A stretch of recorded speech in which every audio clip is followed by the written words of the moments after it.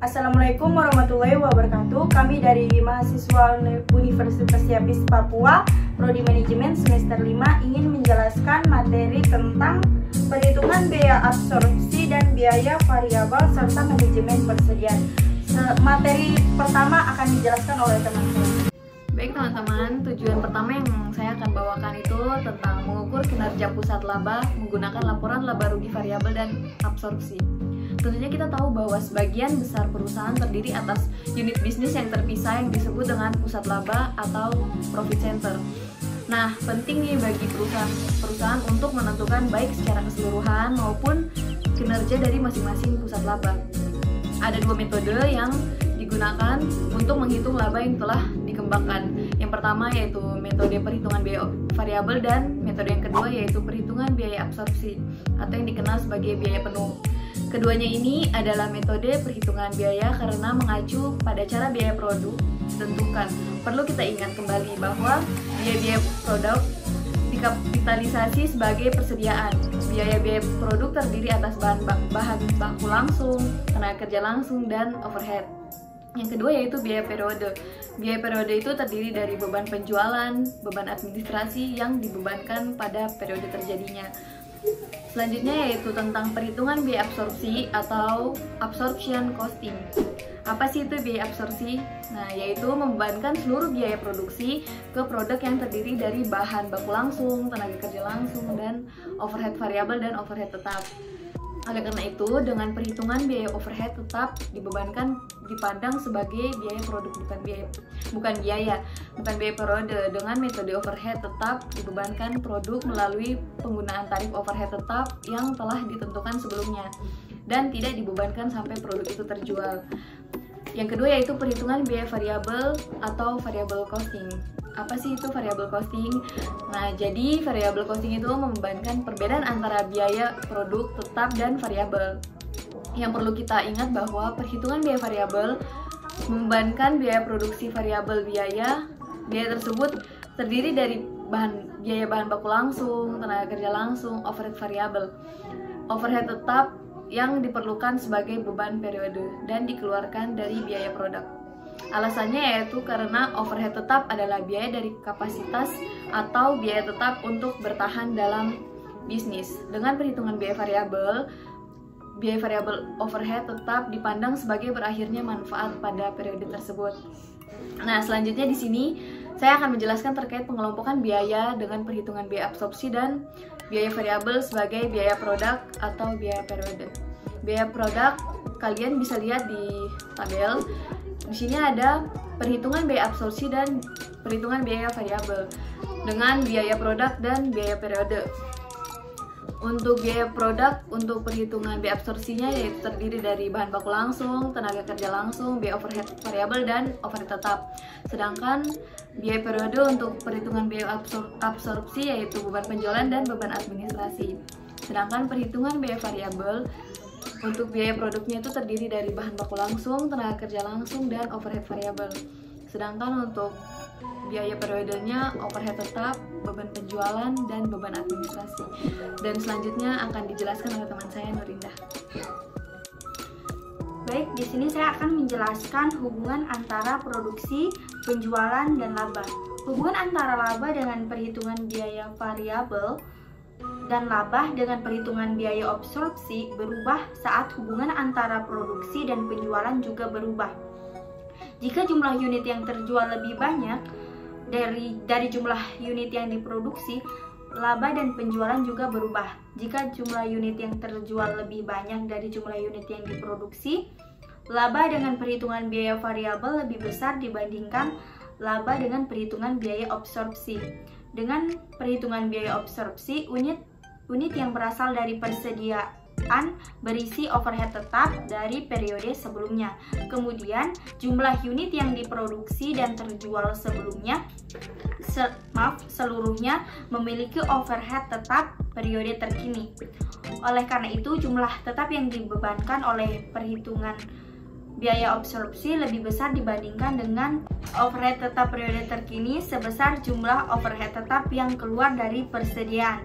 Oleh karena itu, Oleh karena itu, laba dengan perhitungan biaya variabel lebih besar dibandingkan dengan laba berdasarkan perhitungan biaya absorpsi sebesar jumlah overhead tetap yang keluar dari persediaan awal. Jika produksi dan penjualan besarnya sama, tentu saja tidak ada perbedaan laba yang dilaporkan dengan kedua pendekatan tersebut. Oleh karena jumlah unit yang diproduksi seluruhnya terjual, perhitungan biaya absorpsi seperti perhitungan biaya variabel akan mengakui total overhead tetap dari suatu periode sebagai beban. Tidak ada overhead tetap yang akan mengalir ke dalam atau keluar persediaan. Selanjutnya yaitu mengevaluasi manajer pusat laba. Apabila kinerja laba diharapkan untuk mencerminkan kinerja manajerial, maka manajer berhak untuk mengharapkan berlakunya pertama, ketika pendapatan penjualan meningkat dari satu periode ke periode berikutnya, sementara faktor lain tetap, maka laba akan meningkat. Kedua, jika pendapatan penjualan meningkat dari satu periode ke periode berikutnya, sementara faktor lain tetap, maka laba akan menurun. Dan ketiga, ketika pendapatan penjualan meningkat dari satu periode ke periode berikutnya, sementara faktor lainnya tetap, maka laba tidak akan berubah. Selanjutnya akan dijelaskan oleh teman saya, Abrianus. Saya akan menjelaskan laporan laba rugi segmen menggunakan perhitungan biaya variabel. Yaitu perhitungan biaya variabel berguna dalam penyusunan laporan laba rugi segmen karena memberikan informasi yang bermanfaat mengenai beban variabel dan beban tetap. Suatu segmen adalah subunit dari sebuah perusahaan yang cukup penting untuk menyajikan penyusunan laporan kinerja. Segmen dapat berbentuk divisi, departemen, link produk, kelompok pelanggan, dan sebagainya. Dalam laporan laba rugi, segmen beban tetap dibagi menjadi dua kategori, yaitu beban tetap langsung atau direct fixed expense dan beban tetap bersama atau common fixed. Selanjutnya, beban tetap langsung. Apa sih itu tentang beban tetap langsung? Beban tetap langsung adalah beban tetap yang secara langsung dapat ditelusuri ke sebuah segmen. Beban tetap langsung kadang dianggap sebagai beban dapat dihindarkan atau beban tetap yang dapat ditelusuri karena akan hilang jika segmen itu dihapuskan. Sebagai contoh, jika segmen adalah wilayah-wilayah penjualan, beban tetap langsung untuk setiap wilayah penjualan adalah sewa kantor gaji untuk manajer penjualan dari setiap wilayah penjualan, dan sebaiknya jika salah satu wilayah penjualan akan dihapuskan, maka beban tersebut akan hilang.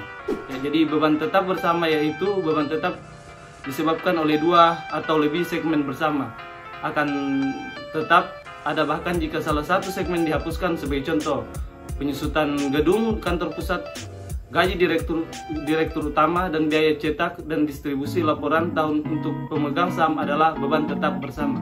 Kemudian penyusunan laba rugi segmen adalah kontribusi laba dari setiap segmen yang menutup biaya tetap bersama perusahaan disebut sebagai margin segmen, atau bisa disebut segmen margin. Sebuah segmen setidaknya harus mampu menutupi variabel dan biaya tetap langsungnya sendiri. Margin segmen negatif menurunkan total perusahaan sehingga harus dipertimbangkan untuk menghentikan sebuah produk, mengabaikan pengaruh dari sebuah segmen terhadap penjualan segmen lainnya. Margin segmen mengukur perubahan laba perusahaan yang akan terjadi jika segmen dihapus. Berikutnya adalah pengambilan keputusan untuk manajemen persediaan. Pertama, saya akan menjelaskan tentang biaya terkait persediaan saat permintaan terhadap sebuah produk atau bahan baku diketahui hampir secara pasti untuk suatu periode waktu tertentu, dan biasanya satu tahun terdapat dua biaya utama yang dihubungkan dengan persediaan. Jika persediaannya berbentuk bahan atau barang yang dibeli dari sumber di luar perusahaan, maka biaya-biaya yang terkait dengan persediaan dikenal sebagai biaya pemesanan atau ordering cost. Contohnya, biaya untuk staf, administrasi, dan dokumen-dokumen. Dan yang kedua, biaya penyimpanan biasa disebut dengan carrying cost. Biaya penyimpanan atau biaya penyimpanan adalah biaya-biaya untuk pemeliharaan dan penyimpanan persediaan. Contohnya yaitu biaya penyimpanan asuransi, pajak atas persediaan, dan sebagainya. Nah, jika permintaan tidak diketahui, maka muncul kategori ketiga dari biaya persediaan, disebut dengan biaya kehabisan persediaan atau stock out cost.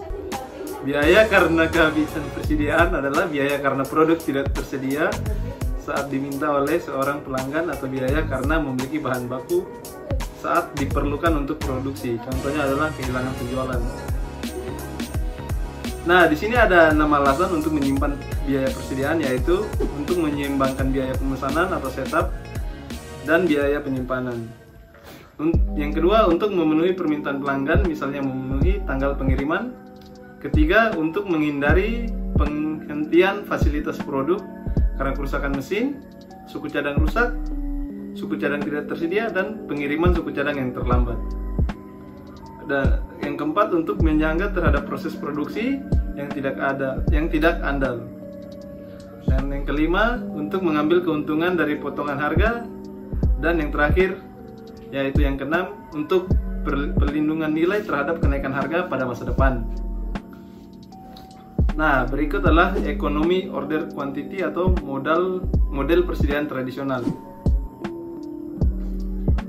Nah, di sini ada 2 pertanyaan, yaitu berapa jumlah yang harus dipesan, kapan pesanan harusnya ditempatkan. Untuk pertanyaan pertama harus dijawab sebelum pertanyaan kedua, karena itu pertanyaan yang pertama, bukan yang kedua. Asumsikan bahwa permintaan diketahui. Rumus untuk menghitung kedua biaya tersebut adalah total biaya terkait persediaan sama dengan biaya pemesanan ditambahkan dengan biaya penyimpanan. Biaya pemesanan atau sama dengan jumlah per tahun dikali biaya menempatkan sebuah pesanan. Biaya penyimpanan jumlah unit persediaan rata-rata kali biaya penyimpanan 1 unit dalam persediaan. Nah, di sini saya akan menjelaskan ekonomi order quantity. Beberapa kuantitas pemesanan mungkin menghasilkan total biaya lebih rendah. Tujuannya adalah untuk menemukan kuantitas pesanan dengan ukuran optimal atau biasa disebut dengan EOQ atau Economy Order Quantity. Oleh karena itu, EOQ adalah kuantitas yang akan meminimalkan total biaya yang terkait dengan persediaan sebuah formula. Nah, untuk menghitung EOQ adalah rumusnya sebagai berikut. EOQ atau jumlah unit optimal yang dipesan pada satu waktu.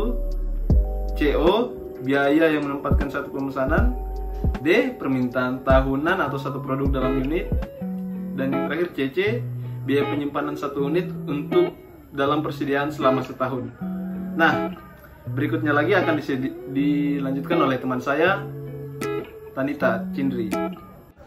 Nah, jadi di sini saya akan membahas tentang titik pemesanan kembali atau reorder point. Reorder point atau titik pemesanan kembali adalah titik dalam waktu saat pesanan baru harus ditempatkan atau setu baru dimulai.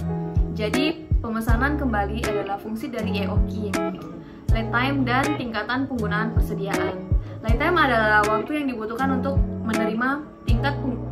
menerima kuantitas pesanan ekonomi setelah pesanan ditempatkan atau setup dimulai. Untuk mengetahui tingkat penggunaan lead time,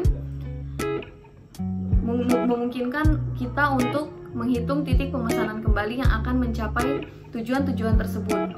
Dan bagaimana sih menghitung titik pemesanan kembali? Jadi, rumusnya adalah titik pemesanan kembali sama dengan tingkat penggunaan dikali lead time.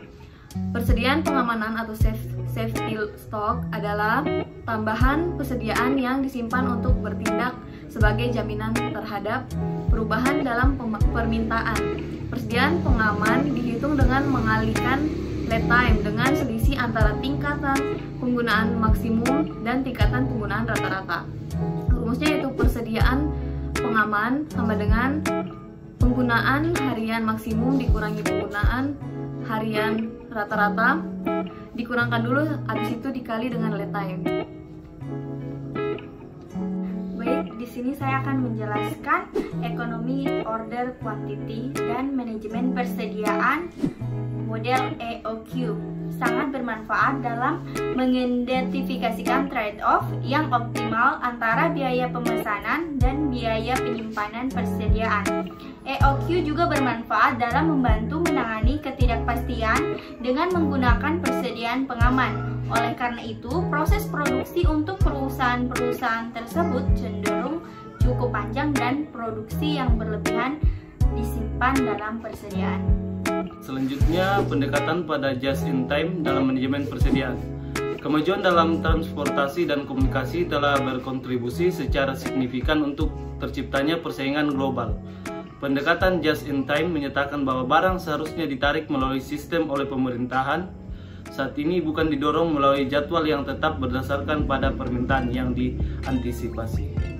Nah, untuk membandingkan pendekatan persediaan just in time dan tradisional, fitur penting dari just in time adalah mengurangi seluruh persediaan sampai tingkat yang sangat rendah. Keterbatasan just in time sering dianggap sebagai sebuah program yang menyederhanakan, tetapi tidak berarti bahwa just in time bersifat sederhana dan mudah untuk diterapkan. Kelemahan yang mencolok dari just in time adalah tak adanya persediaan sebagai cadangan jika terganggunya produksi. Sekian penjelasan dari kami, kurang dan lebihnya mohon dimaafkan. Wassalamualaikum warahmatullahi wabarakatuh. Jangan lupa like, comment, and subscribe. Assalamualaikum warahmatullahi wabarakatuh.